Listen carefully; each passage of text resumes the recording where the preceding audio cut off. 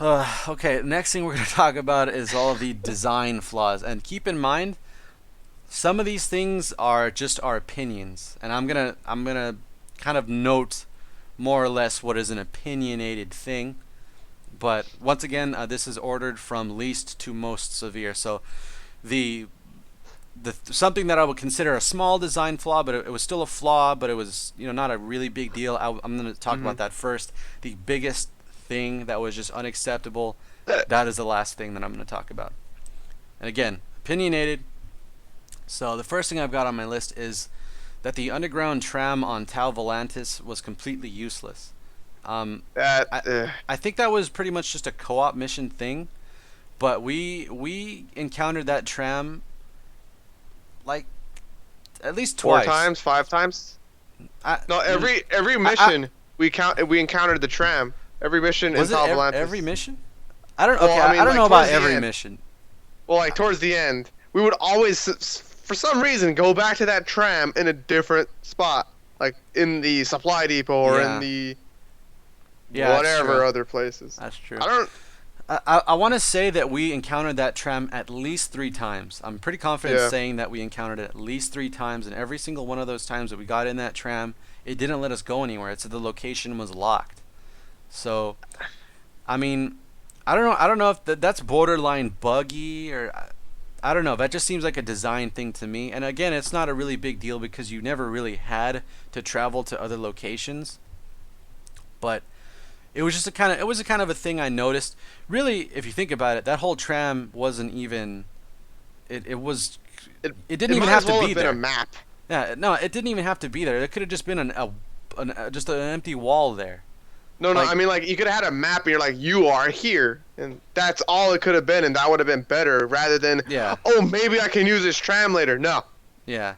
Like if that tram was just kind of meant to be like a prop, like because I don't know, just to add to the immersion, just to kind of give the feeling that you're like at a station or something like that, then you shouldn't have been able to interact with it. The fact that you could get inside the tram only to find that you couldn't go anywhere, that was kind of lame. That Not a was big deal very lame. again, not a big deal, but I don't know what their reasoning was on that. It was just misleading. Yeah, it was misleading exactly. The second thing I've got on here is that enemies can attack you immediately after jumping out of vents. Um,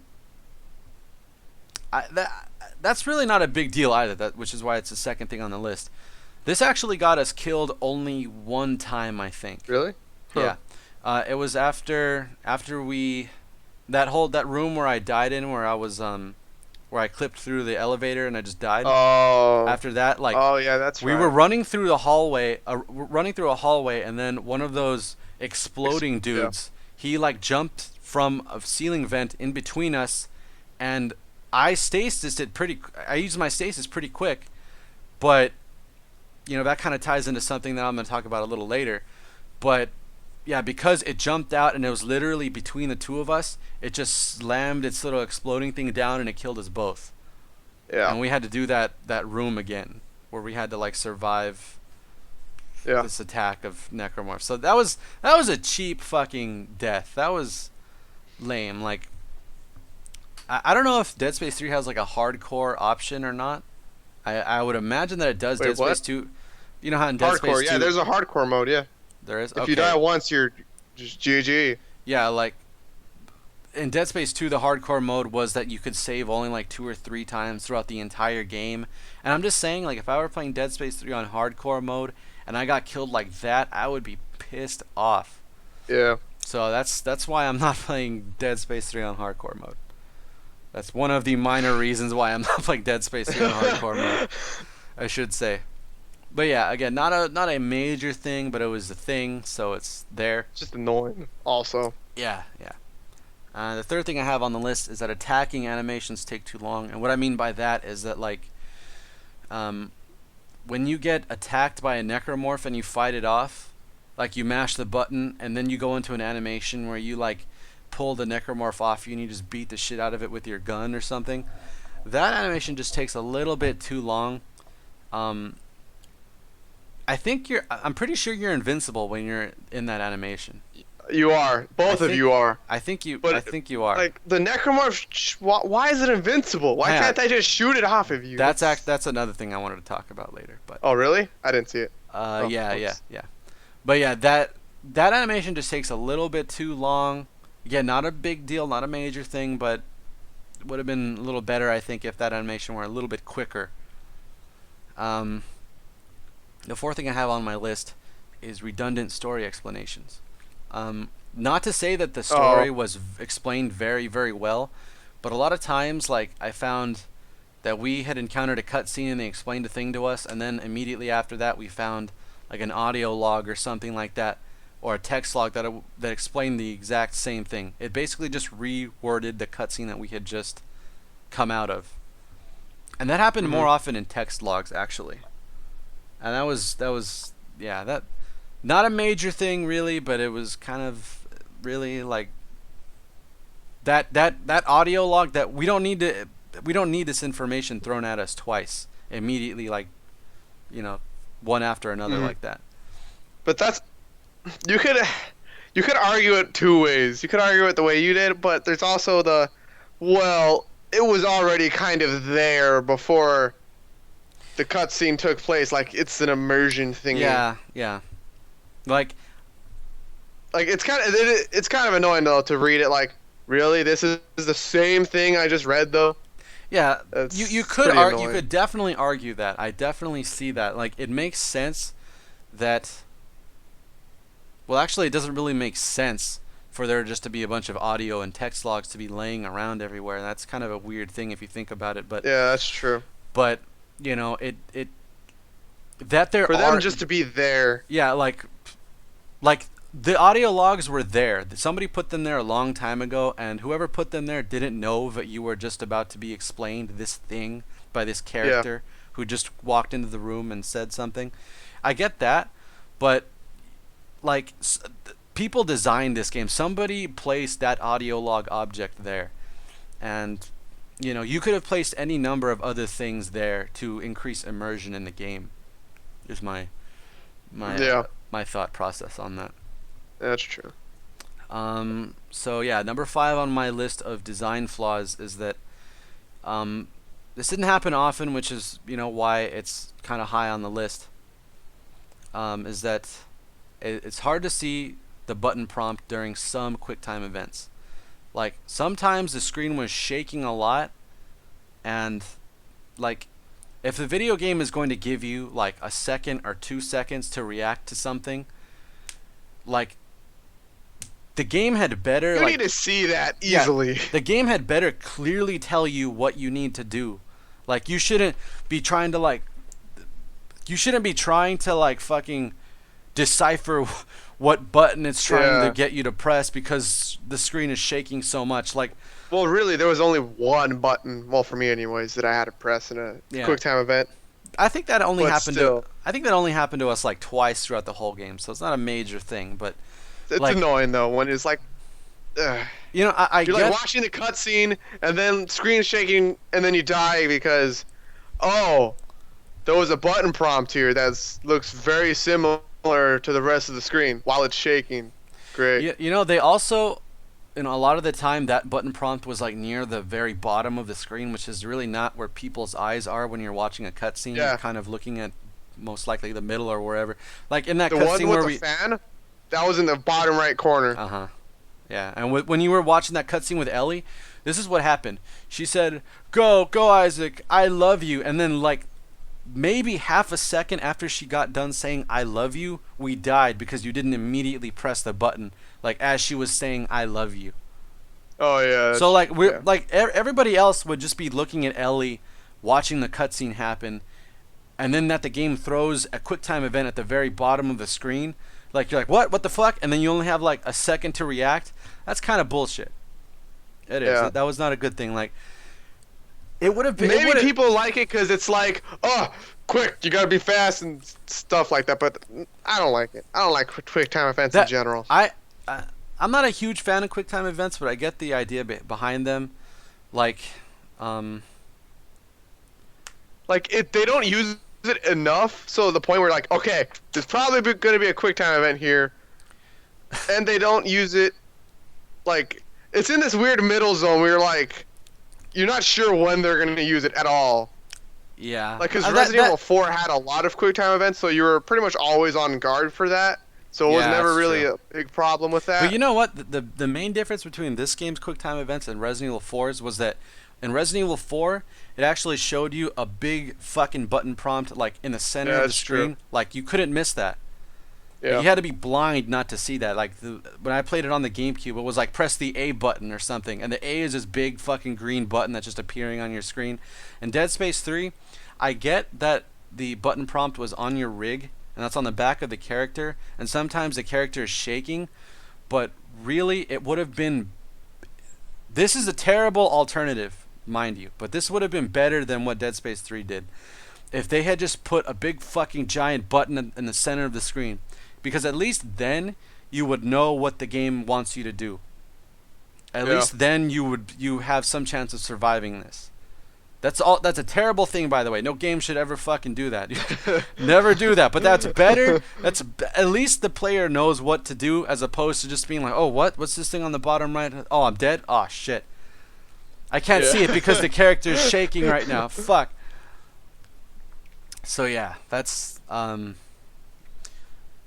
not a huge deal because it didn't. It got us killed. It got us killed like twice, I think, in the whole walkthrough. Not a big deal, but kind of a thing that you don't want to do in a video game. Yeah. Anyway, number 6 on my list of design flaws: that enemies can hit you multiple times in rapid succession. I don't know exactly, but it's possible. I could conceivably see this, that maybe that was caused by the fact that we were playing on impossible. Maybe like I can see that being a possibility, but I really don't think that's yeah, it's that's what unlikely. it is. I'm thinking it's kind of unlikely, but I could conceivably see that if you're playing on impossible difficulty, maybe you have fewer invincibility frames.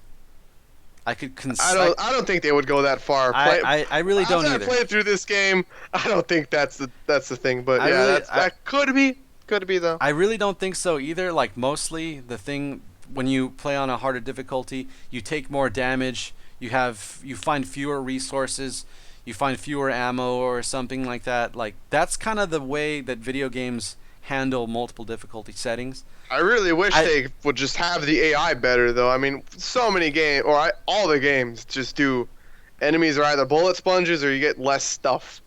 I want some more harder AI. Some more Yeah. games with that. Yeah, it would have been cool if Not enough games do that. it would have been cool if like enemies had like pack behavior or something. That would have been, or if they Yeah. worked together in some way. That Yeah. I get that that's kind of a really hard thing to do, and honestly, I don't even know how you would begin to do that really. But Elder it Scrolls would, it is would be doing cool. that. It would be cool to say, but I honestly I'm not gonna fault Dead Space 3 for that because that's kind of asking for a lot, you know. Yeah, not many people do that, so yeah. Yeah. So it's But- the norm not to do that. Yeah, but my whole thing was that like that enemies can hit you like over and over again, and also that every time you get hit by an enemy, you stagger, and that means you stop firing your weapon. Like there are some enemies that hit you like 3 times per second, and that's not acceptable. Like you should have some invincibility frames, and I get that we were playing on impossible difficulty, and technically in real life, if you were getting slashed at 3 times, you would be damaged 3 times. But come on, in a video game, like if they were gonna do that, at least don't stagger the player. At least also let the player fight this crazy attack off. Yeah. You know, like I think this would also be like remedied with if you had invincible frames with rolling. Just yeah, I like actually, invincible yeah. frames with rolling. I like that. Yeah. Yeah, actually, you know, you said that once during the walkthrough, and I kind of didn't really think about it too much. But now that you say that, like, if you were getting attacked like 2 or 3 times per second, and you were like, "Oh fuck, I'm getting just destroyed over here. I need to get some distance between this guy and me." If you were invincible while rolling, that would at least give you a chance to get away a little bit. I found like the worst offenders of this were those charging necromorphs, where they Yes. ram into you, and you fall. You get you get like pushed away at some angle, and then the enemy moves to the side a little bit or something. I don't really remember, but basically you get moved, and you're on the floor, and so you have to get up, and you don't know exactly where your gun is going to aim, and so you have like a fraction of a second to aim your gun at the necromorph, and hopefully you have a shotgun out, because if you don't have a shotgun out, you're fucked. Yeah. Like you have to basically blast it away with your shotgun just to like push it down on the floor. And by the way, those enemies, if you hit them once with a shotgun, they're essentially dead, because like they don't have a whole lot of hit points. And the shotgun, come to think of it, the shotgun pretty much defeats everything in this game. every like Anything every that can enemy be knocked type down yeah is basically screwed. But yeah, if you can knock this it whole down. Yeah. this whole like attacking in quick succession thing was most prominent for me at the very end on that last boss fight, because there was one point where I was mashing my my diffraction Taurus thing, which is, if you don't remember, it's the one where I shoot the ground and it shoots an AoE explosion around me. Yeah. And that usually goes through enemy hits. Like if you hit me, I'll still take damage, but it won't stop the animation. But there was one point where I couldn't even like start the animation because I was just constantly getting hit by an enemy. Like he wouldn't stop at all. There was nothing I could do because he was fast as hell. Yeah, that invincibility frames visceral games.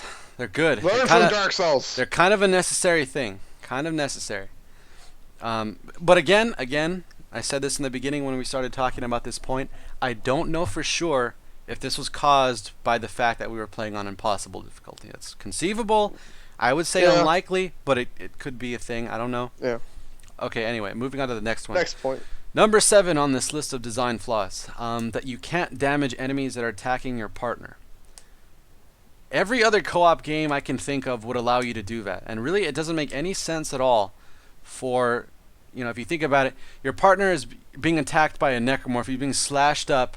Why all of a sudden is that necromorph invincible to your attacks? I'm almost certain it's just because they were lazy. Because in every other Dead Space game, you were both invincible. Yeah. And now that you have a co-op partner to shoot the necromorph, no, I don't want to code that. Screw you. Every other co-op game in the world would allow you to shoot that necromorph off your partner. Resident Evil 5, I think, actually encouraged that. They totally did encourage that. If your co-op partner didn't help you out, then you would probably die a lot of the time. Yep. And that was good. Like that, Resident Evil 5, a lot of people give it shit. A lot of people give Resident Evil 5... Yeah, Serto gives Resident Evil 5 shit. But you know what? They did that part about co-op, that whole... That you actually seriously relied on your partner. That was a cool thing. Dead Space 3 could have done it, but they didn't. That made me sad. The one thing though is that your diffraction Taurus weapon, whatever, you were actually able to push necromorphs off me when I was getting attacked in that animation. Half of the time. I noticed sometimes when I did it, nothing happened. Yeah. I don't know why, but it was ridiculous. I honestly don't even know how to account for that. Like, what does that mean? Like, is it just is that a bug at that point that it's inconsistent like that? Or? I don't know.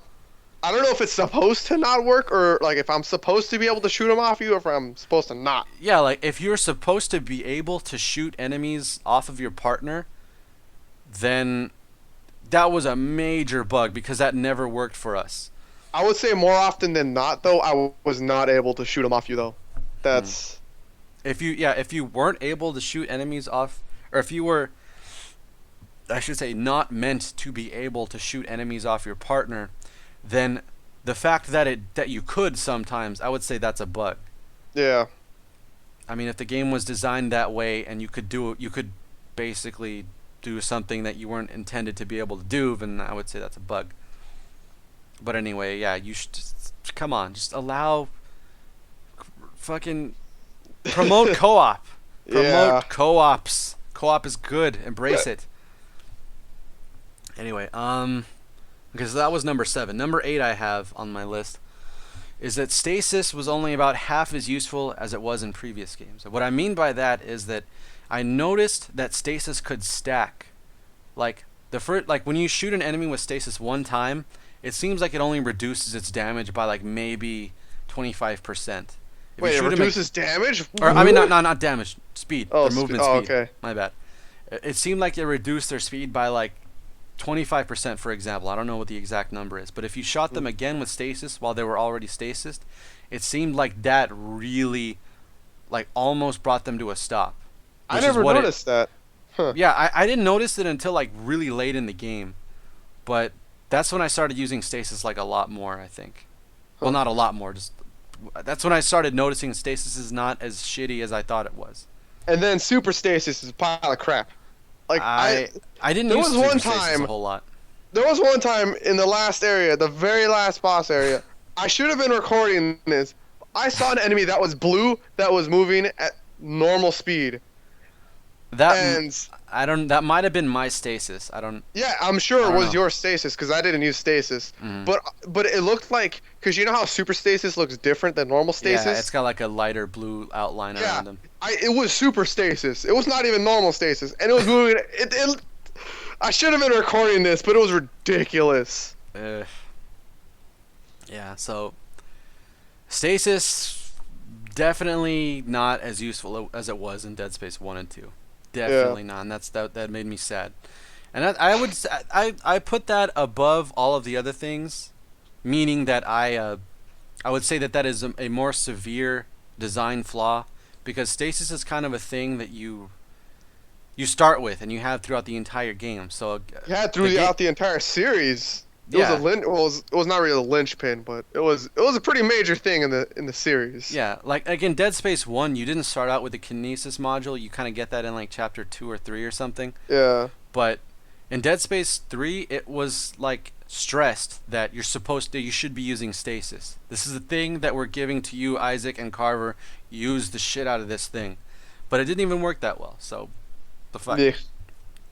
Okay, number 9 on my list. Way too many text logs. And again, I understand that this is totally subjective. Some people like reading a lot more than others. I'm just going to say, just to be fair, I am not a person who likes to read much in video games. I can read, but I feel like that just kind of takes away from the rest of the gameplay. Like that's a hard break in gameplay is when you're stopping what you're doing just to read a thing. And the text logs were very long, and it was they did it so much more in Dead Space 3. Like, not only were there a lot of normal text logs, but there were the fucking alien artifacts and the SCAF text logs and the fucking like EarthGov text logs. They put way more text logs in Dead Space 3 than I noticed in Dead Space 1 or 2. Yeah, Way more. I think I have a higher tolerance for reading in video games. Like I enjoy it up to a certain point. Like I think I read everything I could in Dead Space 1 and 2. And I didn't. Dead Space 1, I really liked the text logs and stuff. I liked everything about the story in that game. I felt like there just weren't nearly as many text logs in Dead Space 1, and yeah, this game, even for me, it felt like it was just too much. It was like, ugh. Yeah, like I kind of felt like in Dead Space 1, they also used a lot more audio logs in place And of video text logs. Yeah, like did we even pick up a video log? I don't think so. We like encountered machines that played videos sometimes, but like just replace some of those text logs with audio logs and video logs. Come on, like that doesn't stop gameplay nearly as much as a text log does. I think because most of the text logs, like Dr. Earl Serrano, a lot of those were diary type things. And in Dead Space 1, a lot of the video logs were diary type things. Yeah. So, yeah. Also, maybe they were lazy also, I don't know. I wouldn't put it past them. But also, one thing I noticed about the text logs that just sucked is that use a different font if you're going to make a Dead Space 4 game. Please. Don't make all the letters look the same. It's so hard to tell the difference between an O and a D, a comma and a period, an A and an R, and never, ever, ever have a text log that's in all caps. That is so weird to read. Like, I get that, you know, a lot of you guys watching these videos don't really notice it that much because you don't really have to read all the text on screen the way I do. I'm basically reading it for you. But if you really stop and try to read all these text logs like normally, like I'm recording. I can't just sit down and read and just kind of like and then think about it for a while, and then I have Yeah. to kind of read at a constant pace. Yeah. So that's really hard to do when all the letters are in caps and a lot of the letters they look pretty much the same. Like really, the only difference between a comma and a period was like literally 1 pixel, and that's insane. That's no. It was extreme. Like once you pointed it out, I was like, "Whoa, what the hell?" It was. I didn't notice it, but once you pointed it out, I could not unsee it. Yeah, so that was not good. Dead Space 3. Okay, number 10 I've got on my list. Isaac and Carver have the same suits, only they're colored differently, and they have different textures. I think two or three of the suits were basically the other person's suit, which was Yeah, stupid. like the Arctic suit and The Arctic suit, the legendary suit. I want to say another one. I yeah, don't there wasn't- remember though. like There was you, at least two. Like okay, I know that you got my Arctic suit at some Yeah. point, and I got your Arctic suit at some point, and then Oh, you, the witness suit. The Was that witness it? suit. That was it, I think. yeah, like it's bad enough that some of the suits were just like so similar to each other, but that like when you're playing co-op, that they're the same exact suits, they're just colored a little differently. Like that's just kind of lame. I mean, I would say that's kind of a big deal because you're looking at the characters Yeah. all the time. They're always on screen. You see that constantly. And it's just that is like you cannot attribute that to anything other than just laziness. That was just pure laziness. And Or this is maybe subjective. okay, or Okay, go ahead. or maybe they just didn't have time. Maybe the publisher was like, "You gotta fucking release this game fucking tomorrow," and they were like, "Fuck, we Maybe. don't have any extra suits."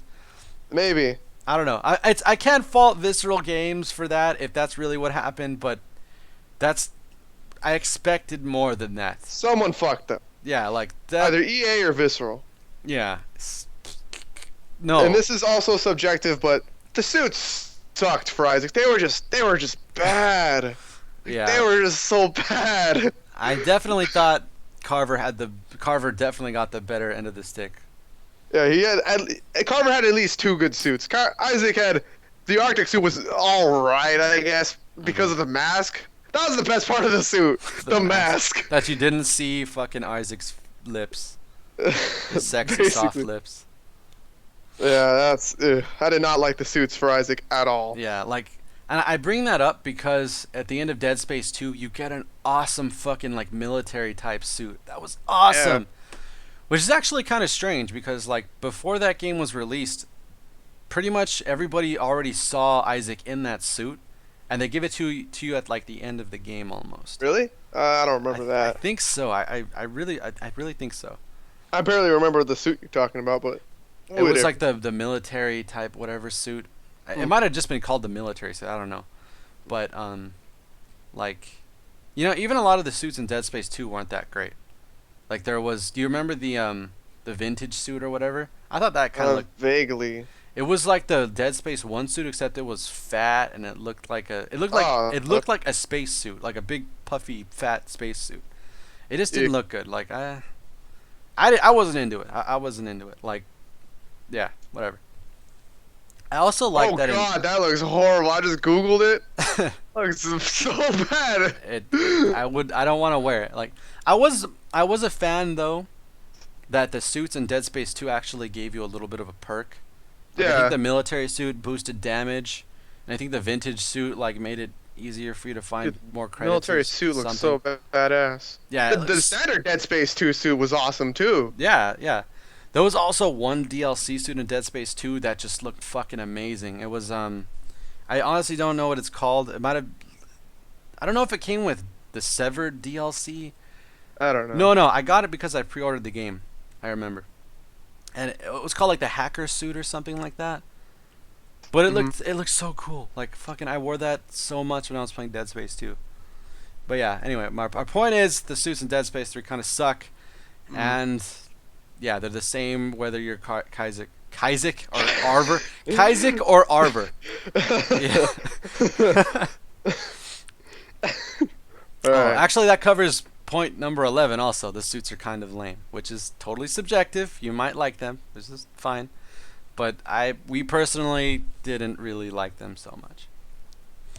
All right, let's move on to number 12. A lot of the puzzles were way too simple.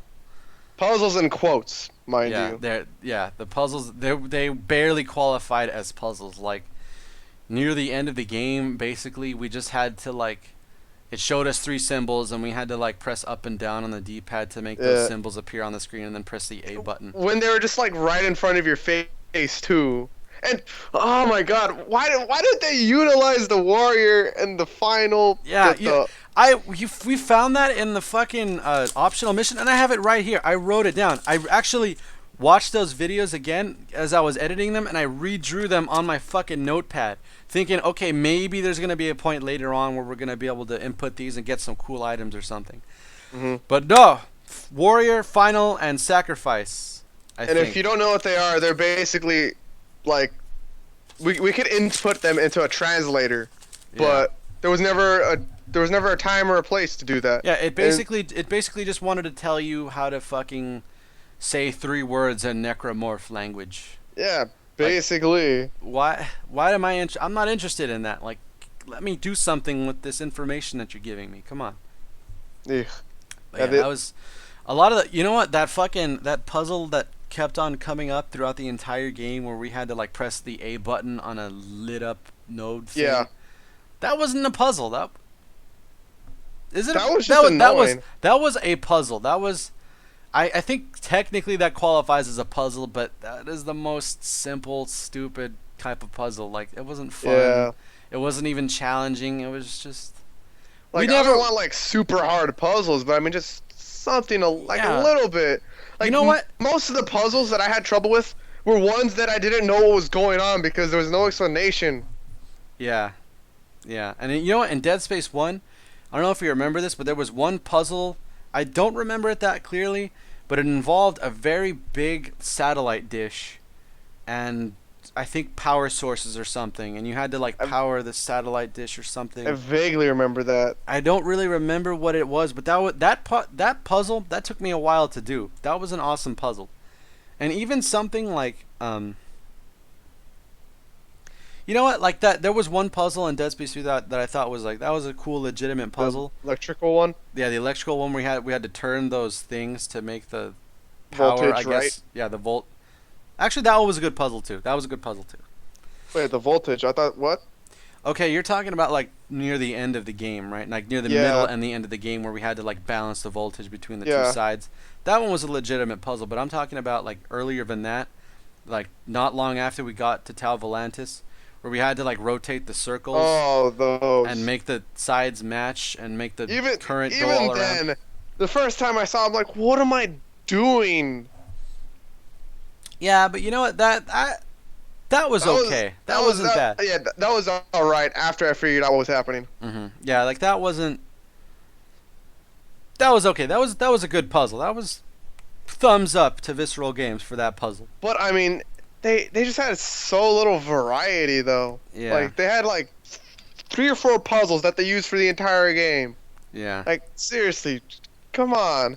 And no, I'm not counting those other puzzles in the beginning where we had to like telekinesis the like rings upward and then we gotta like turn something. That wasn't a puzzle, no. Yeah, that's not a puzzle, and I get that this game isn't a puzzle game, but if you're gonna have neither was Resident Evil, but Resident Evil has more puzzles than that, and they're at least somewhat difficult. I'm not talking about Resident Evil 4 because Resident Evil 4 also had super simple puzzles like that. But, puzzles are good. People like puzzles. That's all I'm saying. I mean, like, just, if you're going to have a puzzle, don't use the same one, 15 times. Yeah. That just makes them more new and interesting ones. Or and at least tell them what to do. And that there was that tell them how to do it. Go to the lit up node and press the A button, that was such a recurring thing. But if you think about it, all that ever really did was like restore power to a room. Or open a door. That puzzle could have just as easily just been a switch that you press the A button on. Basically. That would have been far better than having to trudge through this stupid puzzle again. Like it wasn't difficult. It took like 10 seconds, It like was maybe just 20 brain seconds to dead. do. It was just kind of like, this again, really? Like, I don't want to do this. This is stupid. This is stupid. Yeah. That's what it was. So anyway, yeah, the puzzles need some work. Some of them were good. Anyway, number 13. The game does not explain things well at all. I've heard this from other people also. The first point I have that I could think of was that um, once you get the Arctic suit, basically it gave us the impression that we needed to wear the Arctic suit to be out in the snow, or else we would freeze to Yeah. death.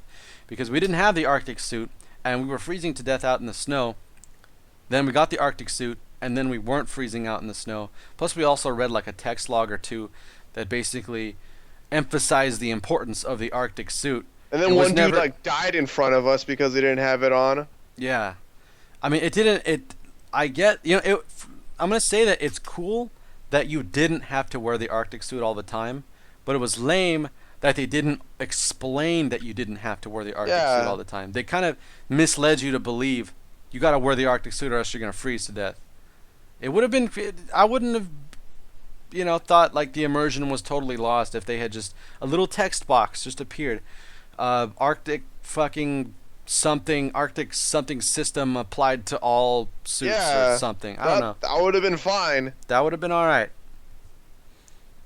Or even come to think of it, now that I think about it, why was there an Arctic suit to begin with? It should have just been like an Arctic something that was installed to that was installed to your rig or something. I don't. That would have been a better. This game doesn't need to make sense because it's visceral and EA.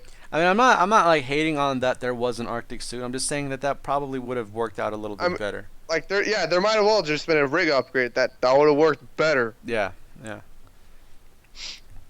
Another thing that wasn't explained at all. Well, it was explained, but it was explained like 5 hours into the game. It was explained way late. Was fucking scavenger bots, like, also that the scavenger bot, like, you're supposed to find like the part where the scavenger bots want to be, and then the blue ring appears, and then you're supposed to put it down. It was never explained that those areas also make a noise, but I also get we probably didn't notice that so much because we were playing co-op and we're talking constantly. Yeah. If we were playing solo, probably would have heard it and probably would have been like, "What's that weird noise?" And then I don't know, maybe we would have figured it out then, but yeah, that was not a major thing. It's just a little thing, but they The should noise thing I don't really expect Yeah. an explanation for, Yeah. but the scavenger bot, place it down here, you'll get more stuff thing. Yeah, that should have That- been explained immediately. Yeah, like why did it wait like for a few hours after you got the scavenger Yeah, bot that to should have tell just you? that should have come with you picking up the scavenger bot. What? Yeah.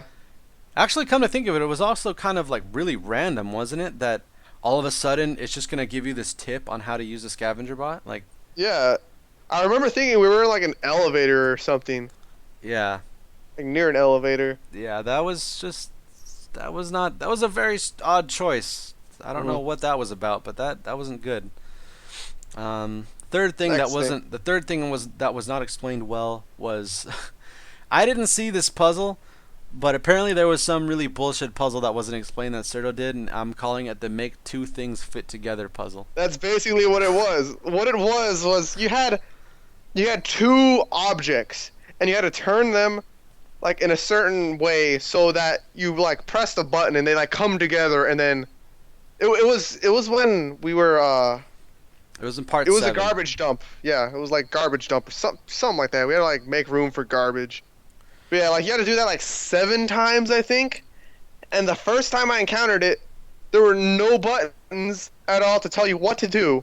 There was no like press left arrow to rotate or press space to bring together. I had to mash random buttons on my keyboard to even know what was happening while Randy was getting like destroyed in a or difficulty spike.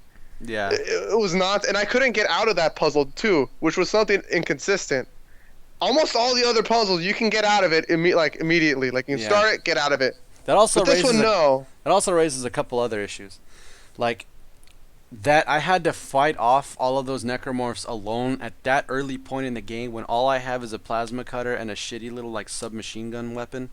Like I don't have a shotgun at that point. Like, yeah, I had some DLC weapons, but I didn't want to use them because that was lame. So we tried to keep on getting past that room without like using those overpowered weapons. But at some point, like after dying 5 times, I was just like, you know what, fuck this. This game is kind of bullshit right now, so I'm just gonna say DLC weapons. I used the DLC weapons, and we got past that room. But another thing is that I did not see this one though. Randy did. what? No, no, no, no. Oh, Um, uh, what was I gonna say? I had another point to make about that one. oh, What was it? Fuck. You said something. Oh, fucking that you weren't able to back out of that puzzle while you were getting killed. Any other human being in the world would have just been like, "Oh my god, there are monsters in the room now. I'm going to stop doing this stupid puzzle and just try to not die." yeah. But no, like That was it the only puzzle you couldn't back out of, I think. yeah, and There's maybe one more. I don't know. I get that that was just kind of a gameplay design thing where like it was just intended for one player to be protecting the other player, and that would mean that one player would be stuck doing a thing. But also, like, if you think about it, and I get that the designers probably don't intend for people to overthink things, but I'm a striving designer, and I must overthink things. That Isaac was just casually doing his puzzle while getting slashed up by necromorphs, not even really caring. That's ridiculous. I'm sorry, that's ridiculous. You don't want to do that in a game that's supposed to be fucking have this like super high immersion about it. Yeah, like if Isaac's gonna do that, it's because the player wants him to do that. Yeah, realism game, realism. Come on. All right, so that's enough of that. The final thing that I could think of that was really not explained well to me, and I'm sure there are others, but I don't want to spend too much time thinking about all this stuff.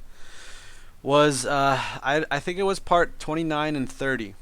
There were 3 segments where Carver enters this necro world place, where basically Carver's in the real world. Carver is just kind of hallucinating. He's basically standing there, like holding his head, like hand to his head. He's like, "Oh my god!" It's like he's high and just standing there. He's like, "What's going on, dude?" So in the Kinda real like world, that. in the real world, Carver, come to think of it, that is a much better way to force one player to not be doing anything while another player must defend him. Yeah. And like as opposed to having the player just do a stupid puzzle while getting killed, incapacitating the player mentally like that makes so much more sense. Yeah, but But I anyway. can't see that working in that puzzle area. But go ahead. Yeah, I mean, yeah. But anyway, my whole issue with that whole segment was that there were 3 segments, and each of them, each of them required you to do a different thing. The first thing you're supposed to do in the first segment was just to run forward, which wasn't explained to me. But that's not really a big deal. Okay, you run forward. It doesn't. I tried using my objective marker. There was no objective marker. It would have been cool if there was one at the marker that I was supposed to run to. But whatever. It's not really a big deal. You know, I die once, and then I try running up there. I trigger the end of that segment. Okay, not a big deal. The second time I got thrown into that segment, I ran up to the marker. Nothing happened that time. I guess the game just wanted me to know somehow that I was just expected to just kill a bunch of those little shadow necromorphs that were swarming me. There was no objective marker. Though I even looked in the menu. There was no death shadow count thing happening. Nothing at all. There was nothing at all in the game to signify that I had to kill a certain number of these little shadow creatures so I can get out of this thing. Or just stand next to the marker for a certain period of time. We don't even know still what it's supposed to be. Yeah, like Or survive. I don't yeah, know. yeah, that's a good point. Like, was I just supposed to survive for a period of time, or was I just supposed to kill like 50 of those little shadow things? I will never know. Oh, and I just remembered something. What? The second time, this is a bug. The second time you went in the necro world nonsense, one necromorph spawned for me. That was it. And that's a big deal because I had a feed you like health packs a lot, Yeah. and I couldn't do that if there was one necromorph. Ah. Yeah, yeah. Like, you could give me health packs and that was cool, but also it doesn't.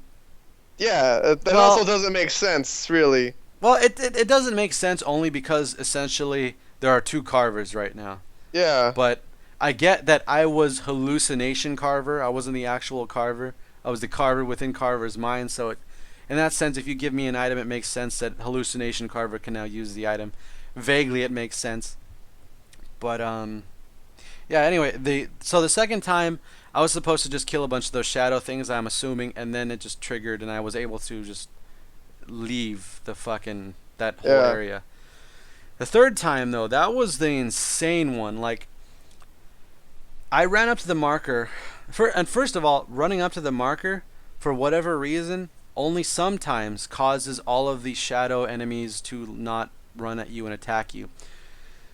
There was one point where I was standing next to the marker, and I think I was reloading my weapon, and I could see that the shadow things were just standing there.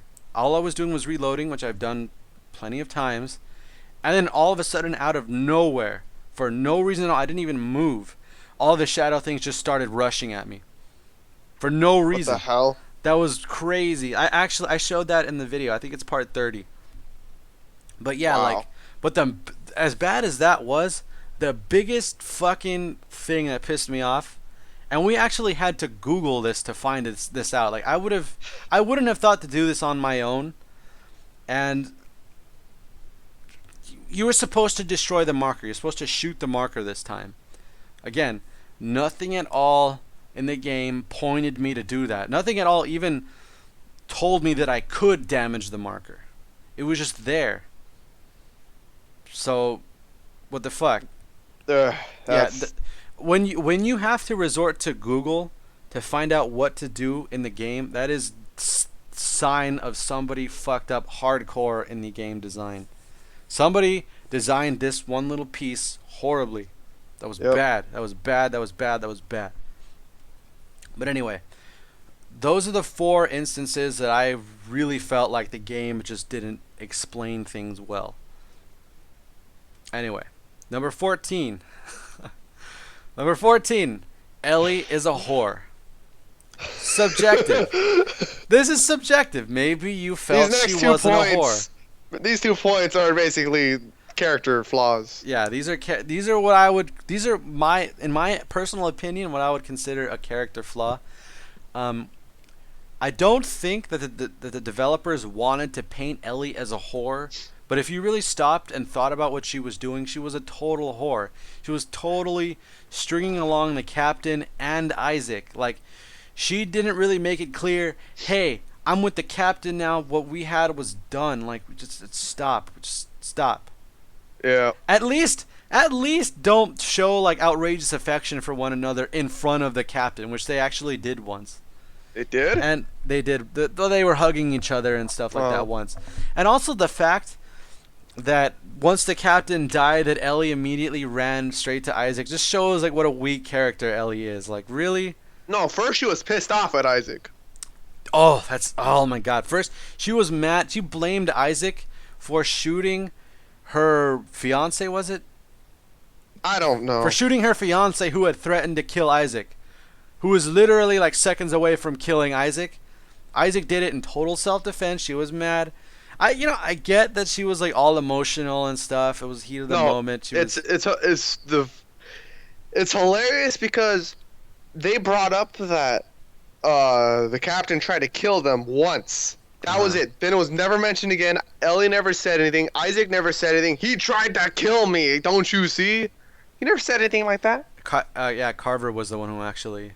He said that Isaac- the first time. Yeah, Carver was the one who But- actually made it clear. Hey, he did it in self-defense. Stop being a bitch. And then she still presumed. But she to still be a didn't bitch. she still didn't listen to him though. Yeah, and I get. I get that she's just lost her fiance. She's kind of emotionally devastated. Okay, she's not thinking rationally. I get that. Okay, but I take more issue with the fact that she was stringing along these two men the whole time and basically did nothing to stop the argument and the fighting between them. Yeah. Like, come on. I think she was oblivious to it, to be honest, because I she had Isaac no. and the captain, and she was like, "Hey, Isaac, go help the captain, or go follow the captain." You know that's true. The captain. When the captain locked Isaac out in Yeah, the cage, yeah. She actually she's basically put Isaac's safety in the captain's hands, which was. Is Ellie retarded? Is she really stupid? I don't know. She's Is Ellie stupid, all right. stupid? She kind of came across as pretty intelligent to me the entire game, except for she's like oblivious to men. I guess she doesn't understand relationships. Maybe I that's guess all not. it is. I don't know. But yeah.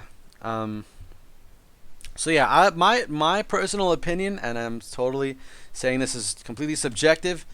What I think is that Ellie's a whore. You may disagree. I just think And Ellie's stupid. she may be a stupid whore. We will never know. Number 15. Another subjective point. Isaac whines way too much in this game. When he killed the captain, because in self-defense, totally justified, Isaac was like, I killed him. Oh, I'm such a bad guy. What the fuck? I should be dead. I should have let him kill me. He was like apologizing to Ellie rather than explaining, hey, I'm sorry. I'm really sorry I had to do this. But the guy was pointing a gun in my fucking face. What the fuck do you want me to do? Carver was the one. Carver was Isaac's balls in this game. Carver was Isaac's balls. Visceral Games removed Isaac's balls and they gave Carver 2 extra balls. But then they did the same thing towards the end, and we'll get to that later. Yeah. They did reverse of that. Yeah, they did. They did, yeah. So yeah, Isaac was just he just bitched way too much. And another thing is that the only reason Isaac seemed to be okay with going along with anything that happened in Dead Space 3 was because he was hoping to see Ellie and patch things up with Ellie. So he was misled by the captain. And not really Carver. Well, no. Carver kept it. Carver was following. Carver kept it a secret from Isaac. Because at one point Isaac was like, "Why didn't you tell me about the captain and Ellie?" And he was like, "Nobody cares about your girl problems, right. marker boy, or something like that." Oh, yeah, that's right. Something like that.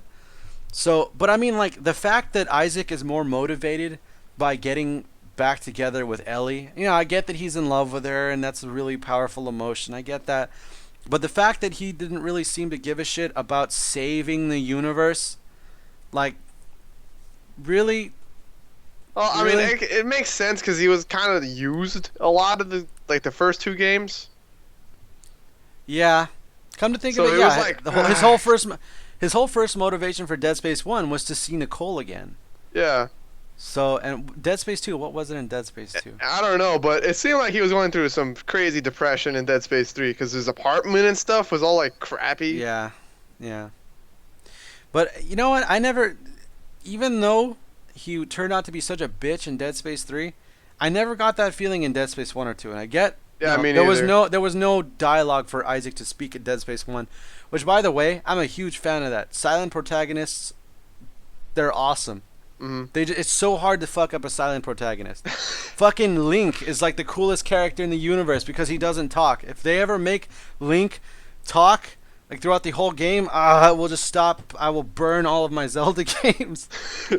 That'll be the worst Zelda game when Link starts having like actual dialogue and stuff. Gordon Freeman doesn't talk at all either. You know what? I guess it kind of gives off the impression that this character is so badass, he doesn't need to fucking talk. Yeah, that's true. That's what it is. I think that's what it is. I don't think that's the only thing, but that's definitely something. But yeah. But anyway, getting back to Dead Space 1, Isaac didn't have any dialogue, so he kind of came across as like this helpless character. Wasn't that one chick like basically like planning on screwing them all over at the end? I don't remember. That one girl who was with them from the start, didn't she betray them? I know she betrayed the black guy, I think. No, she betrayed Isaac at one point. Remember, because she left on that one ship with the marker that you loaded up onto the ship. She just like left with it or something. That's right. Think. And then she I don't died in remember. the end of Dead Space 1. So Isaac was kind of like this. He's kind of like naive. He's like manipulated easily, it seems. yeah, that makes sense for him to be like Not like, well, he went from being a bitch to being a badass to me in Dead Space 3. Yeah. Because towards the end of Dead Space 3, he was pretty badass with his Yeah. dialogue. Yeah. Like, this is what happened. In Dead Space 1, he was very manipulatable. He was kind of naive. He was kind of just being used by everyone. So he was kind of a bitch. But, you know, this is his first time encountering all this stuff. So whatever. I'm trying to make excuses for him. I don't know. Dead Space 2, I didn't really ever feel like he was kind of like a bitch. Like, I didn't really feel like he whined or I complained think he was calling about the things. shots in Dead Space 2. Yeah, I honestly don't really remember the story of Dead Space 2 nearly as much as Dead Space 1 or 3. I mean, For neither. some reason, it just kind of like blurs out in my memory. But in Dead Space 3, he starts out being a complete bitch. Like, he was just... like, I was just not behind Isaac's character at all. And then all of a sudden, in Dead Space 3, there was this one point where Isaac's balls drop and he becomes a man.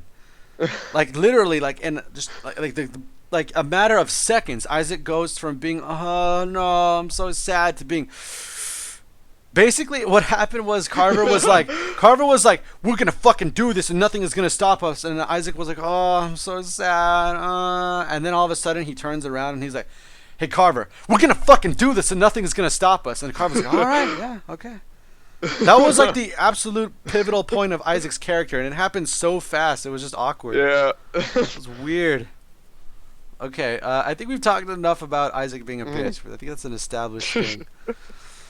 Again, that is just my opinion. You feel free to disagree. Number 16, weird plot twists. So many of these in the game. Okay, getting back to Isaac's fucking pivotal fucking character 180 that just happens for no reason. Carver does a 180 at the end. Carver... For no reason. Well, there's kind of like a progression with Carver, I felt. Because in the beginning, Carver was like super cold with Isaac. No, I'm talking about at the end where he gave Danik the codex. Oh, yeah. What the hell was that about? That didn't make any sense to me at all. After he's like, Isaac, if I don't make it, you promise me you'll finish it, right? And he gives Danik the codex. What? Yeah, you know what? That you're right. That doesn't make any fucking sense at all. That totally goes against every single thing he's been saying the entire game. And I get that, okay, he feels bad for Isaac and he wants to give him like a second chance at being with Ellie or whatever. But really, like, you're going to throw away the entire universe so that Isaac can be with Ellie? Maybe if Danik doesn't shoot her. And the whole freaking his honor stuff where like he has to redeem himself. Yeah, that he just threw all that out the window as soon as he saw that Ellie was still alive. By the way, how the fuck did Ellie survive that gas room? That makes no fuck. I defy any developer or fucking designer to fucking explain that. Please. It was nonsense. That didn't make any sense. That was insane. Maybe we missed a hidden passage. I don't know. I don't think we did, though. I really doubt it. But that's just nonsense, though. If there was one super secret item that we just didn't find that would have hinted at a back passage away out of that room or something, then okay, that's a little bit of credibility on that. But even then, like, why does it have to be so, like, that's a huge part of the story. That's like massive plot hole. Yeah, like, if you don't like search this maybe item that may or may not exist. Yeah, like, that, at least that it wasn't even alluded to in the slightest that there was even a possibility that Ellie might have survived until she just appeared. No, she didn't even appear. What happened? How did we find out? You hear like a transmission from her. Oh, literally that's right. Out of the blue. Literally, just completely out of the blue. Yeah. It was nonsense. Right. Yeah, and yeah, like that wasn't even. She's with even Danik's men, and how does she use a transmission while she's with Danik's men still? How does she get away with that? Was she forced to make that transmission? Do you think? I don't think. Why would she? I don't really remember what she said in the transmission. So she was like Isaac, and Isaac was like, oh, hey. It was basically, hey Isaac, I'm alive, type of thing, that the game wanted you to know. That's basically all it was. There was no real substance. It was like, Danik, get off of me, or like Danik's men, get off of me, stuff like that. I don't think Danik had I would had need any to I would need to dialogue listen in to that transmission again just to make a judgment call on that, but I don't. Yeah, it's ridiculous. It's ridiculous. Maybe you could argue that Danik forced her to make that transmission. I don't know. Maybe. But that my whole issue is that she's alive at all, and that nothing, not even one tiny thing, even hinted to that even being a possibility. That's bullshit. Like, that's just bad writing. That's just bad writing. That's what it is. I'm sorry if I hurt people's feelings by saying that. Hey, you want to know who thinks they're clever? The writers. The writers. There was one text log where it was I can't remember what they said, but it was like, that's clever. No, it wasn't a text log. It was a cutscene. Like, oh, that's remember right. when Isaac saw that vision and he was like, yeah, he was like exhausted by the vision. He was like, they did this and that's how they made it work. The moon is that's clever. Yeah. Yeah. That was pretty fun. Another thing, the moon is made of necromorphs. What? How is I don't that's just not explained enough. Like, that would make a lot of sense. Like, that could be a really cool, like, plot point if it was explained more. No, like how and why. I'm still gonna hold strong on that. It's just ridiculous to think that a moon would be made of biological organisms at all. Like what? I get that they're all like compacted in a sphere, and hey, the moon is a sphere, and maybe just you never noticed the moon until that point or something. I don't know, but it's just, okay. It's plausible. It could happen, but it's ridiculous, is what it is. That's my whole issue. Is it's ridiculous. Yeah, it is ridiculous. It's crazy. But it's just not even explained enough. Like, it's just barely explained at all. Like, how is the moon hungry? Why is the moon hungry? And the moon has brethren, and the moon, like, at one point it kind of sounded like what was going to happen if convergence happened was that the moons would all come together. I'm pretty sure that's what's gonna happen if convergence happened. But I mean, even that sounds that's out there, you know. It's really like, yeah. That's how you at least explain it a little bit more. Come on. Yeah, like something a little bit more believable than that, please. Come on. But yeah. Yeah. So and again, this whole thing that we're talking about, weird plot twists happening, totally subjective. You know, it's just our opinions. You can have a different opinion if you want, but yeah, I think we're making some pretty good points here. It's pretty ridiculous. I had another point, but I don't remember. I just thought of it right now, but what is it? I don't remember. It had to do with the plot, though. I know it had to do with the plot and how it's bad. I have another point that I didn't write down that is actually the opposite of that. It's a good plot thing. It's an amazing thing. I'll talk about it when we go over the positives about the game. But yeah, is that enough for the? You have any other plot I think twists? that's it. Okay. Those are the biggest ones. Yeah, those are the biggest weird plot twists that they're just kind of out there and they're ridiculous. Oh, okay. This is also something I want to put between the next point.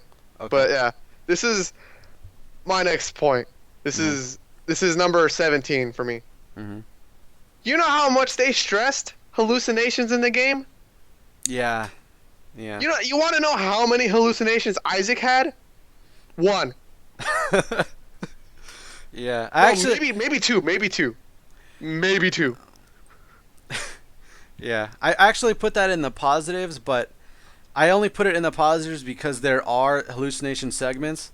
But yeah, it totally also belongs in negative in that there are way too few of them.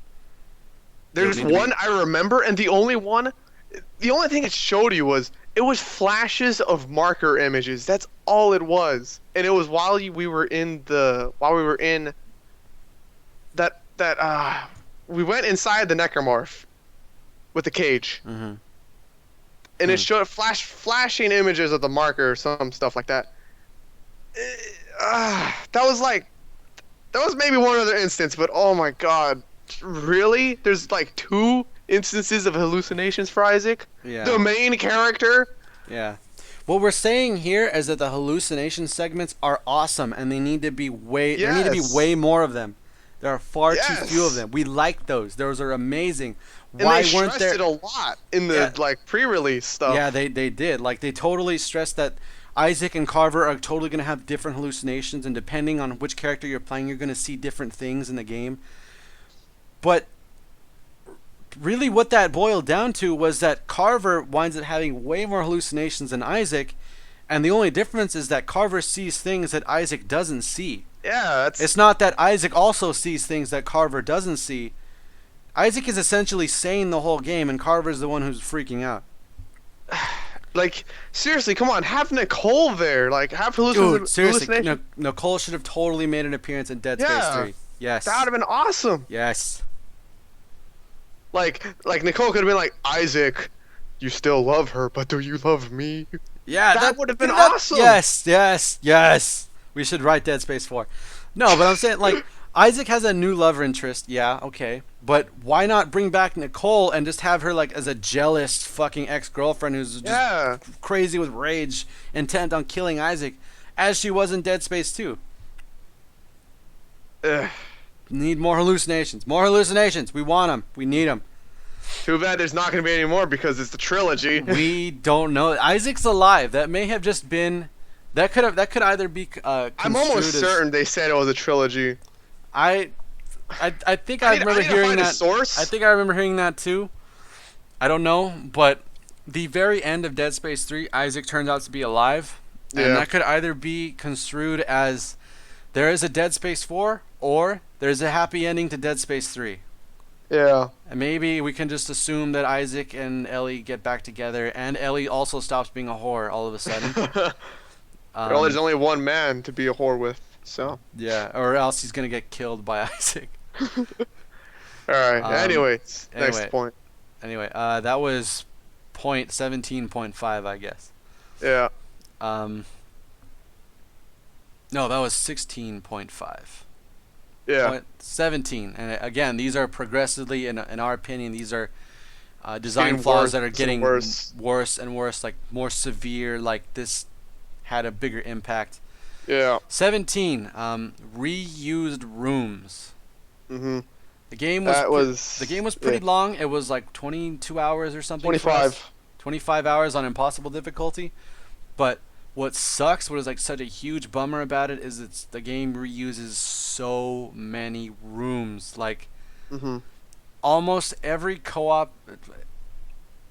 I'm gonna venture to say that most co-op / side missions on Tal Volantis are extremely similar in terms No, of. that's definitely there they are. I'm trying to be conservative here. I'm trying to be nice about this, but yeah, like every fucking. We saw that ending room where you open the box. Twice. Or no, you don't open the box. That ending room after the one you open the box, after that 3 whole. times. After that, yeah, we saw it like 3 times. It was the one with the poster with the it was like a.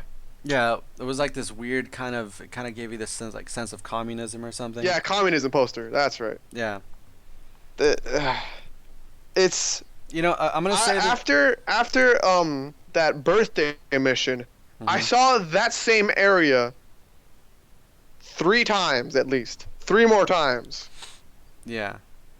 I'm gonna say this again. I get that, this is all those things essentially happen on the same like compound on Tal Volantis, so it makes sense that they would have like very similar room structures, and maybe even you could argue that they should be more or less identical.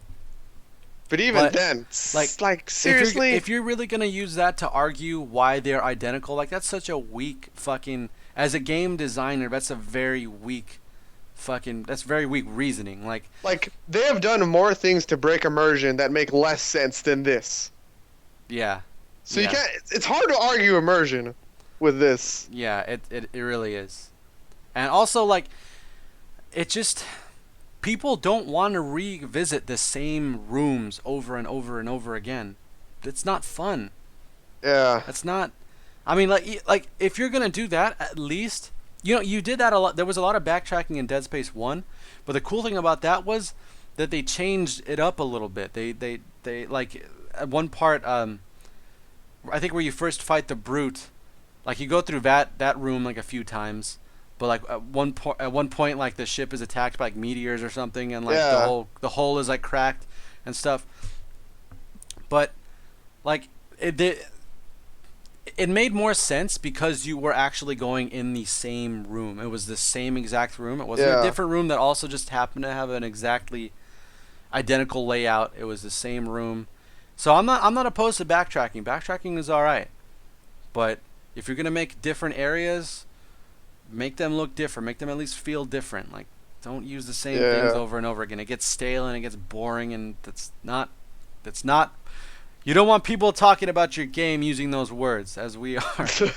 You don't want people making videos like this. And again, I just want to stress that the only reason I'm doing this is because I really want to have a career as a game designer and I need to scrutinize things like this. And I would expect other game designers to do this when I release my game. This is a learning exercise for me. So yeah, 17 was reused rooms. That's bad. That's not good. That's gay. That's crap. Don't ever do it again, Visceral Games. Point 18, the weapon upgrade system. The whole upgrade system was just bad. It was not good. And I have a lot of sub points under this one. The first one I've got is that it had extremely redundant tools and attachment. And what I mean by that is that you find the same tools and attachments multiple times in the same like game. I don't really remember this, but I think at one point we opened up an item box, storage box thing. I think I actually got the same attachment twice. Did that happen? Well, I don't. I don't know about remember. that. I could be totally wrong about that. That's ridiculous. I if could be that wrong happened. about that, but just to give you guys an idea, at the end of the game, I had 5 repeaters. I built one of them before I actually found a repeater, and then I found 4 after that. That's insane. That's bad. That's ugh. And the same thing with the attachments. Like This also ties in with the next point. yes. Which- Oh my God, the next point. Okay, the next point is that the scopes were completely useless in Dead Space 3. I showed it to you guys for like a second. It was. But yeah, like as Oh look, god. as you can see, like it's trash. Like this does not help you at all. It just blocks your peripheral vision completely. It's not good. So yeah, I only tried the full zoom scope. Somebody tell me if the normal scope is the same. I as tried the this. normal scope and it's the same, but it does not. It doesn't screw with your peripheral vision. All it does is zoom a tiny bit more. That's it. Really? It literally like you know how much you zoom normally. Mhm. Think about that, but a tiny bit more. So your peripheral vision is lessened, but you barely gain anything out of it. Mm. Yeah, that's pretty bad. Um. Yeah, so the scopes. I mean, I guess you didn't have to use the scopes, and they're in the game. They're an extra thing that you can use, but also choose not to use. I get that, but they were just very badly Oh, implemented. this is something I have a problem with the scopes. My diffraction torus, the thing that I shoot at the ground that it creates an AoE explosion, the scope increases the damage for that, but not my chain gun. Hmm. What? No, I get the reasoning behind that. It's not. You shouldn't be focusing on that it increases your diffraction torus and not your chain gun, because what I found was that it increases the damage for both of your tools, but for some reason it just wasn't doing it for your chain gun. Maybe. For Maybe some maybe it was a graphical bug that like you can't go past this point. I don't Because know. there was no line saying you can't go past this point. Like, Mhm. I don't know. Yeah, that was also a bad thing. Like, it was kind of hard to gauge like how much damage your weapon was doing and how fast your reload speed was. Like, I would have totally preferred just numbers. Give us numerical values Yeah. instead of stupid bars. Like that would have just been so much better. Yes, yes. Anyway, scopes. Okay, we got that. The next one is that the upgrade circuits are. Wait. No, that's not Yeah. a thing. What I had written down here was that upgrade circuits are removed when you swap tools, but that's I was actually wrong about that. The It upgrade only- circuits, They're only removed when you swap the frames, yeah, not the parts. yeah. But actually, come to think of it, It makes sense for it to be removed when you swap the frame, kinda. I mean, yeah, if the frames have a different number of slots for upgrade circuits to be equipped, then yeah. But Really, that I was wrong about this. I thought that every time you swapped a tool or No. a tip, that it removed the upgrade secrets, but that's not how it works. So I was wrong about that. All right, yeah. Mistakes. I'm not perfect. The next point I have is that schematics aren't useful at all. Like, okay, they're useful in the beginning of the game if you want to build a weapon that you don't have the parts for, that you don't have the parts unlocked for. But even But that, it's not useful in the sense you could already just create the parts. You could just like all the schematic does is like, do you want to create this set of parts? mhm. That's it. You don't like it'll if you don't have the parts, it'll create it for you. But you could also create the parts in the like when you're like selecting a new tool. You can just go to create part and do that. Essentially, what the biggest problem for me was that halfway through the game, when you unlock all of the tools and attachments and everything you have everything all ready for you. You never need to use a schematic for anything at all ever. Like essentially halfway through the game when you have everything unlocked that you can build it all, you can essentially build every single type of weapon combination in the game. These schematics don't bring anything new for you at all.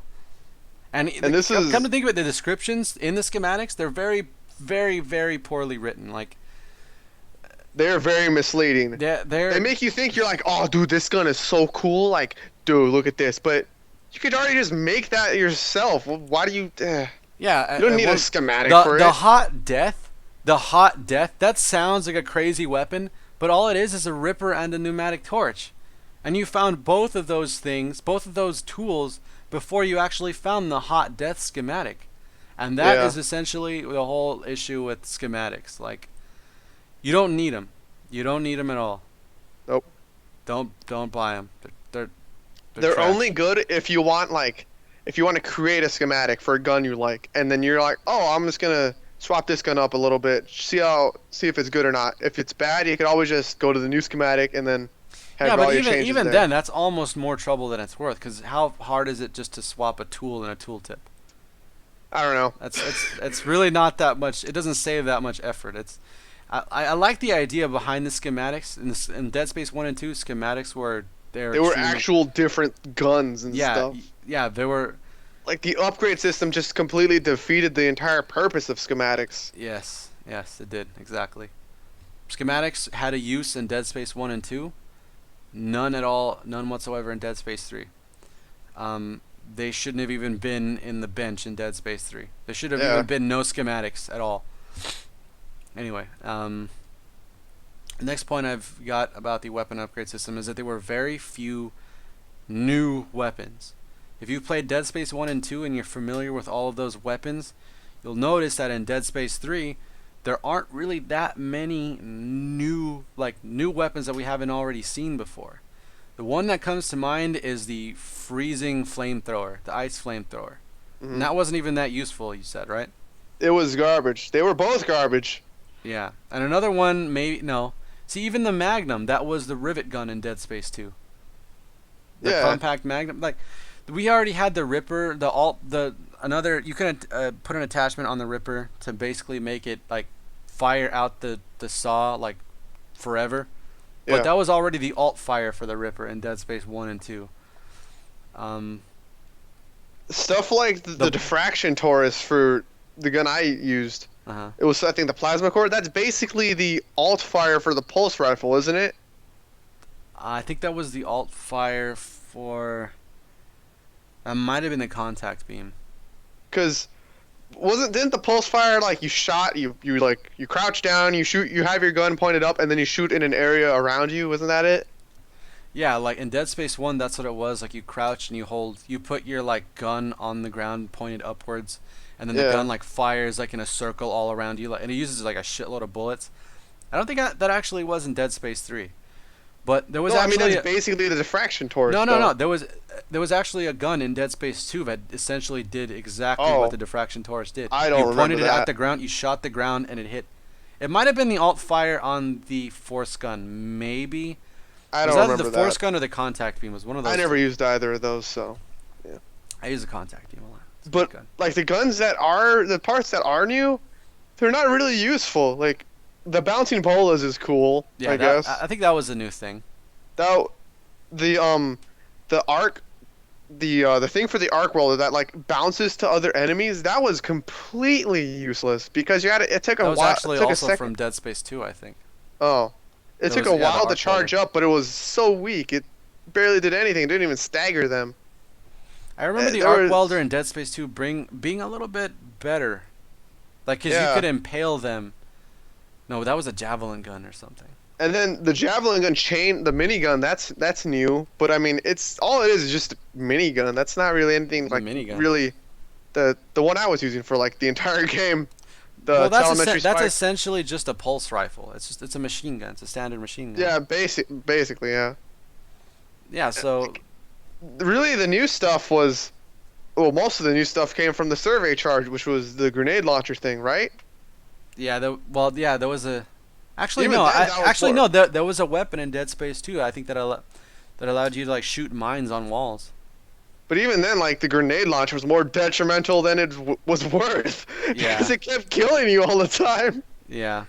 Yeah, because like the enemies run up to you and attack you at close range like 90% of the time. And- Maybe like 70% of the time. And most of the time, the weapons, the mines and stuff are completely useless because there's ambushes everywhere, and you don't know like where to set up mines. Yeah. Like, Like- how are you going to plan for like it's not like you're ambushing the necromorphs, they're ambushing Yeah. you. Like that just doesn't work. Like Another thing there were a few instances where they're useful, but it's not enough to like justify using it really. What I was like shocked was like super useful was the sniper rifle. I wasn't expecting that to be good at all. Actually, the fact that you couldn't zoom in that much, that actually made the sniper rifle good. I think in Dead Space 2 Yeah. you could zoom in, and that was bad. That wasn't good. Dead Space is just not suited for long range sniping at all. Yeah, it's not. You need weapons that have like. I don't understand why you would put a sniper rifle really in the first place, because you gotta dismember limbs, not their face. And that's really hard to aim with a sniper rifle, I would imagine. Like just to shoot like an arm that's like flailing in the air or a leg. It was pretty hard. Like I missed a bunch of times, but like if the enemies were running, yeah, it was pretty hard. But it feels really good when you land a hit, because it's like super powerful. Uh, It didn't really Well- have a really good sense of power to it. It's just that, it was essentially a one-hit kill most of the time. Especially after well, actually no, it was essentially a one-hit kill most of the time. and on to the next point. Compact weapons and most of the unique frames like Weller's compact frame were completely useless. Yeah. There was no reason, literally just no reason to use them, because they gave you so little upgrade circuits, and a lot of the times you were very limited. No, you were very limited to the guns you could use. Mhm. Like, if I had a plasma core, I could only make the arc welder. That was it. Yeah. And if like, if I had a ripper core thing, I don't think you could make the. You couldn't make the. You could only make the default ripper, not the alt fire for it. Yeah, like I recorded me going through every compact weapon, and the list was so like abysmally small. Like I don't think I even had it. I think that was good. That should have been in part 30 or something, but or no, part 40. But I don't think I put it in the video. I think I edited that out because people don't like us working at the bench. But yeah, like just look up the list of compact weapons you can use, and look at the list of heavy weapons you can use, and the one list is far shorter than another. And not only that, the weapons the compact weapons are just, they suck ass compared to the heavy weapons. Even the plasma cutter was just not great in this game, which makes me sad. It really makes me sad because I wanted to use a plasma cutter. I love the plasma cutter in Dead Space 1 and 2. I always had it on me. It was painful for me to put it in the safe in Dead Space 3. And it's not even that the weapons were bad. It's just every weapon you could use in the compact frames, you could already use that with the heavy frame, but better. Yeah, that's true. That's true. And you had Except for you had less except variety. That was except it. except There was for no. the Magnum, which was like the rivet gun, and But the that's plasma cutter. basically the Yeah. sniper and the lion gun. No, no. I would say the Magnum wasn't really it. And I'm pretty. You Well, couldn't put actually, a. you know what? You're kind of right. It kind of was like a sniper rifle. Now that I think about it. It's basically it shot kind of slow when I used it. Yeah, yeah. It And had high firepower yeah, too, but yeah, yeah. the compact weapon, the compact frames, essentially all you ever would want to use it for is the plasma cutter. But even then, the plasma cutter sucks in Dead Space 3. Yeah. It's a very sad thing to say, but it's true. Anyway. So that pretty much does it for the weapon upgrade system. When I heard about it, I knew it was either going to be amazing or it was going to suck. Like, it sounded awesome. It sounds so good on paper, but Hmm. they kind of messed this one up. Yep. I'm sorry. It was a great idea. If you got, if everybody at Visceral Games is actually gonna listen to this, then I hope if there is a Dead Space 4 that you bring back the weapon upgrade system. No, I'm gonna change my statement. I hope that if you bring back the weapon upgrade system, that you do it different and do it right. Just But create more variety. what I would prefer though, fucking power nodes. Go back to power nodes. Yeah, There was nothing wrong with that system. That was a I great like system. that so much more because yes, it's so much better than this. Power nodes are powerful. They're good. Do power Like, nodes again. I can't really pinpoint why I didn't like the upgrade circuits that much, but I know exactly why it was. Because we kept on getting new upgrade circuits constantly, which means we had to keep on going back to our upgrade circuits, re-examining what we needed, what was the weakest one, what needed. It happens so often, but with power nodes, you just put a power node in, and you have the fucking. bang. It's there forever, unless you do respec. I like the fact that you have the choice of like, oh man, I can put a power node here, or I can upgrade my weapon. Like in a door. Yeah, yeah. Like I like that so much more. Yes. And tungsten torque bars when you had like 1,000 tungsten towards like the middle of the game. Yeah. And this also goes to my next point, or the next point. But anyway, yeah. What I wanted to say was just that the weapon upgrade system. It sounded great. It could be amazing if they would do it right. It could.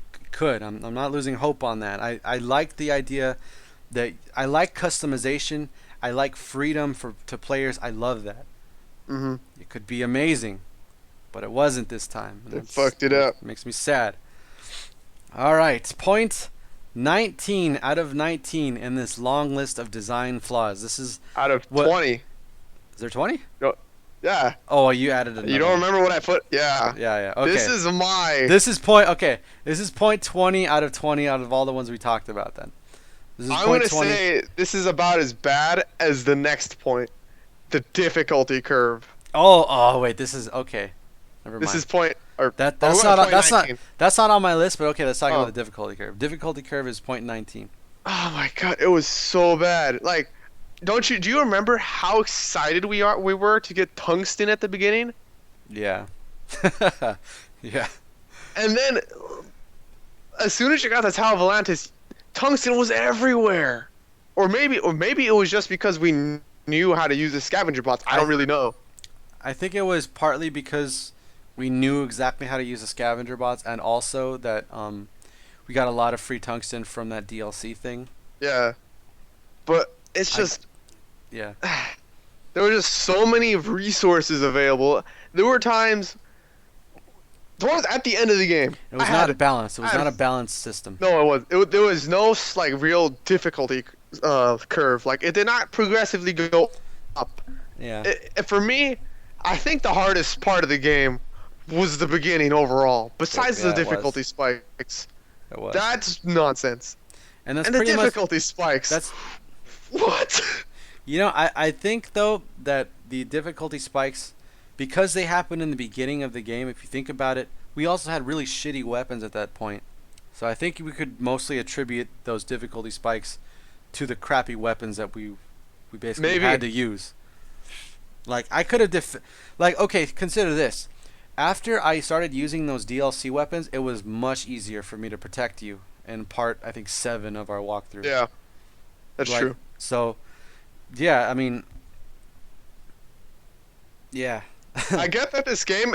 I guess I get that the mode is called impossible for a reason, but hard mode was like it was stupidly easy. Like it wasn't even a challenge. Yeah, you guys saw hopefully you guys saw our inventory is completely full of health packs. That was hard difficulty. Yep. That was what the game considered hard. So we had to step it up at that point. Basically, and for the most part, we didn't have too much trouble with impossible. For the most Yeah. part. And you know what? I really think though, and I know I talked about this before we started recording. I really think what made the game so easy for us was that we both had shotguns. You had a shotgun basically most of the time, right? I had the shotgun for like about 70% of the game. I had as soon as I figured out how awesome the shotgun, the normal military engine shotgun was, I had that. It made it so easy. Like Yeah. the shotgun. If Dead Space were a Pokemon game, if Dead Space 3 were a Pokemon game, then every necromorph would be a grass type and the shotgun would just be fire. Like That's true. the shotgun is the answer to everything. Cause it's just the knockback is just too good. Yes, yes. It's just too good. It is. Like it knocks everything back. I don't really remember if it knocks back the big necromorph that we saw towards No. the end. It didn't. No, it doesn't. Okay, No. okay, I didn't do that one. That was also cool, by the way. Like I didn't write this down, but I like that near the end of the game they introduced a new enemy type. That was Yeah, awesome. That was cool. Yeah. And it They was should do super that difficult. for all the parts of the game. Yes, yes. Every time you enter a new area, new enemy type. And you know what? They kind of did that in Dead Space 2, I felt. Yeah, they did with the babies and Yeah, stuff. with the babies in the school and also the little tiny things that attack you in that church, cathedral, Yeah. whatever it was. That was awesome. That was freaking awesome. But oh my god, I never had a.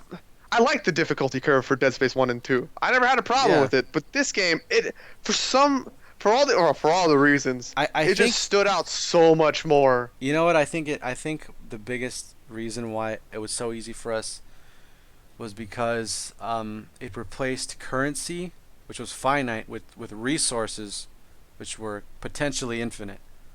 Like Pretty much, yeah. I had so many resources. I didn't know what to do with all my resources at the end of the game. And I had also the way- fact that, yeah, you had way too many. But also the fact that ammo was universal. You had so much scrap metal at all points of the game. You could just buy so much ammo. You don't really have to like, Yeah. all right, I should have about this much ammo for this weapon, and this much ammo for like the plasma cutter or something. No, you just Yeah. have like an entire row of ammo, and you're good to go. Yeah, that's true. Well, I don't know how much that made it easier, but I think I mean, I think it made wouldn't- quite it a bit would- easier because you had to do a lot of like inventory like management in Dead Space yeah, 1 and 2. Yeah, you're right. You're That right. was the thing. Yeah. That Ammo cluttered up your inventory more in Dead Space 1 and 2. Much more than it did in Dead Space 3 because yeah. of the ammo, essentially, yeah. Difficulty curve. It's ah There were really only like 2 points in the game, and they were both at like the very beginning of the game that I could really think had like a legitimate difficulty spike. I'm not talking about the ice wall part because I would say that was caused by bugs. That was a buggy segment. That wasn't the game just being super difficult. It was the part that I had to protect you when you were doing that puzzle, and like maybe an hour to 2 hours after that, where we got into that one room. Remember? the die room. Yeah, the die room. That was actually in part 9, I think. Yep. It was. But yeah, that was like pretty much just because of the weapons.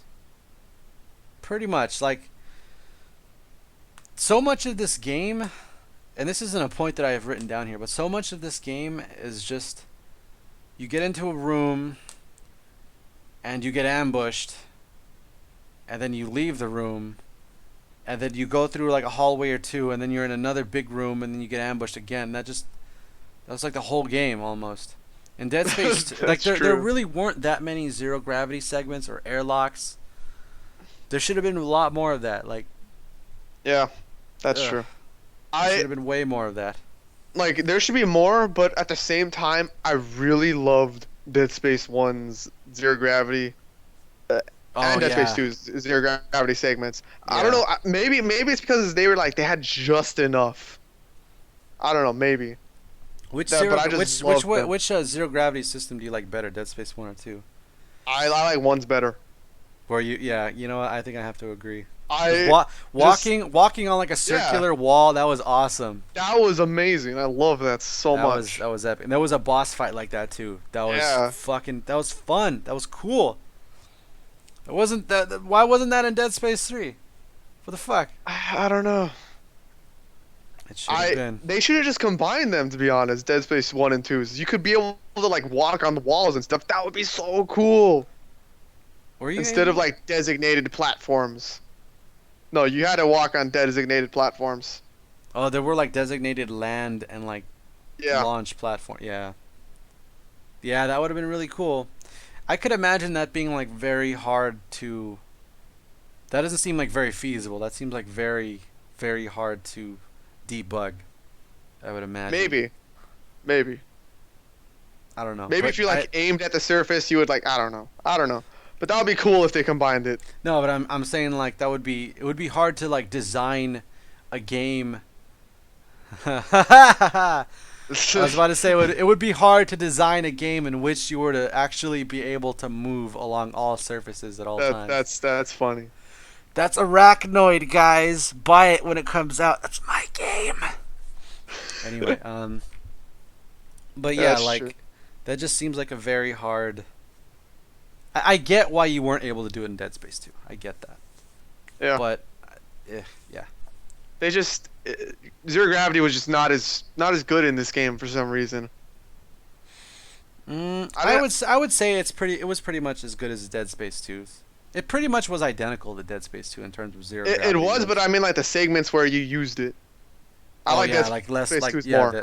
were more fun in Dead Space 2. There was one part where like you had to actually. Isaac actually had to fucking fly through like this hole in this gear that was spinning. Like you had to stasis this one gear and like time it so that Isaac like flew through the gear, and if you didn't stasis it, you would just get crushed in the gears. Oh yeah. That was awesome. That was so good. That was pretty awesome. More of that, please. All right, now for the final point. Okay, the final fucking point. Point 20 out of 20 in this long list of design flaws that could have been. If you guys don't know what this is, you should watch our playthrough. Yeah, watch the early videos of our playthrough. If you've watched those, then you should already know what we're going to talk about here. Yep. The save system design. Oh my god, it's so bad. It is just... It's horrifyingly bad. It's hard to put into words how bad it is. You know what makes it so bad is that saving and quit when you pause the game. It makes you think that. When you pause, I'll save and quit. It'll be all good. No. Yeah, when you save and quit, it doesn't actually save your progress. It just saves your inventory. If you're gonna fucking put save and quit in your pause menu, and you're gonna allow players to think, oh, if I press save and quit, it's actually gonna save all my progress, and I can just pick up again. That's bullshit. Like, no, that's terrible. Yep, that's ridiculous. Also, what makes that so much worse is that when you reload the game, it relocates you to some place that it just decides to relocate you to. Mm-hmm. I think it's probably like the last checkpoint you got to, and I get that. I get that they would relocate you to a checkpoint, but I've never had a problem with this in Dead Space 1 or 2. You know what? That's Exactly, because in Dead Space 1 or 2 there were actual designated save yeah, stations. That that system is so good. Just use that. You know what? yeah. At the same Seriously, time though, I don't really know how feasible that system would be in a game that has drop in and drop out co-op. I don't that know. that is true. I don't That know is. I don't know if that would work. But this system that they have now is not good. This is a bad It's system. yeah. It's not that. It's no. It's just. Like we were It's to just like you know what? terrible. What would make it a lot better is if at the beginning of every chapter it actually saved. Yeah. That wouldn't even that was kind of an exaggeration. That wouldn't make it a lot better, but that would make it better. But Or every like room you cleared, maybe. yeah, Like if really like there are no necromorphs in this room, save. like And this is a like new room, save. come to think of it, what really is the big deal about loading two players in a room that doesn't have a designated checkpoint in it? I mean, your save data should know, hey, they cleared this room already.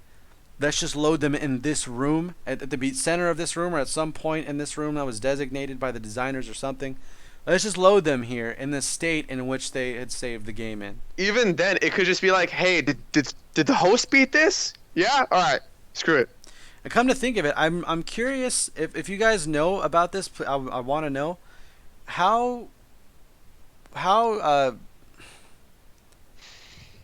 what's the word I'm looking for? How